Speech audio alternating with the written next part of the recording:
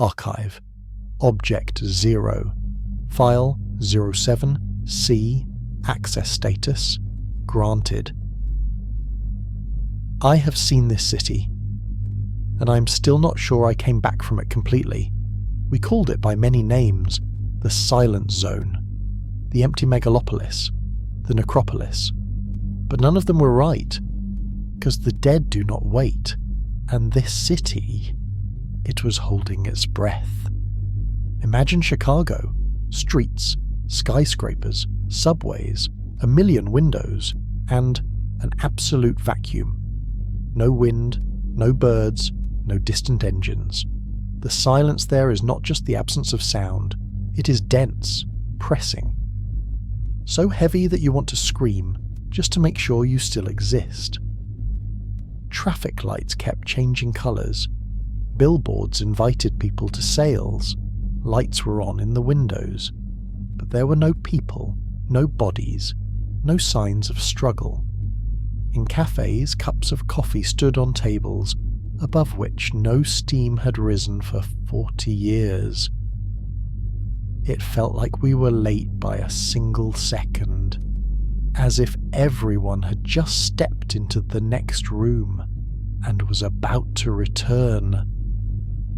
These were not ruins. This was a pause, as if someone had pressed stop in the middle of an ordinary day. In every house, at every station, on every wrist, all clocks showed 3:17. Hands frozen. Digital boards locked in place. We joked, an electrical failure. But the jokes died in our throats. It grew cold inside, because time did not move there. It waited. The scariest thing is not emptiness. The scariest thing is the feeling of a gaze on your back. You know there is no one there, yet the space behaves as if you are at the centre of someone's attention. The fog between the buildings moved strangely, not with the wind. It followed us, filling the streets we had already passed. Once, I stopped. In that padded muteness, I heard a sound. Very quiet, whistling, like someone slow breathing. I turned around. An empty street, and a blinking traffic light. Red, yellow, green. And then we understood. The city was not empty. We found them beneath the central hospital. The elevator still worked.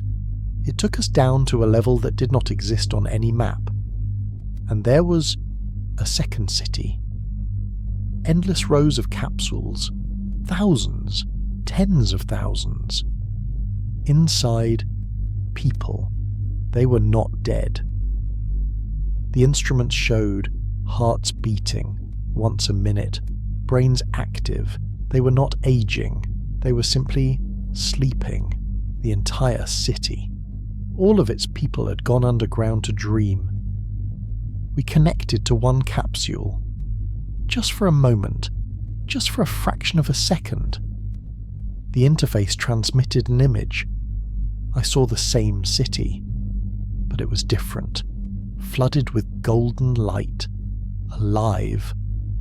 People were laughing in the streets. Children were running after a paper kite.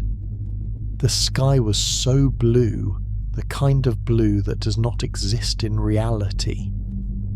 It was a perfect world, an eternal afternoon, one endless happy day that would never end. They learned about the catastrophe 40 years before we did, about something that was meant to erase humanity from the face of the earth, and they made a choice, not to fight, not to die. They built a cradle. They designed a world where pain does not exist, where the sky is always high and loved ones are always near, and they went there forever. leaving above an empty shell of concrete and glass. The council argued for a long time. To wake them would mean bringing them back to the grey world they feared. To leave them would mean letting them live inside a lie forever. But would they be happy if the truth never finds them? And who are we to decide for 1,000,000 sleeping souls? Sometimes it felt as if the city itself, those empty windows and frozen clocks, was watching us and whispering, "Go away. Do not disturb us while we finish this dream." I was the last to leave the complex, but since then, something has changed. Sometimes I wake up at night and see that sunlit city, too bright, too perfect. I was the last to leave the complex, but since then, something has changed. Sometimes I wake up at night and see that sunlit city, too bright, too perfect, and it terrifies me, because I do not remember how I disconnected the interface. Maybe I am still there, inside one of those capsules, and everything that is happening now, my reports, my journeys, this voice, is just my own personal dream. File 07C. End of recording.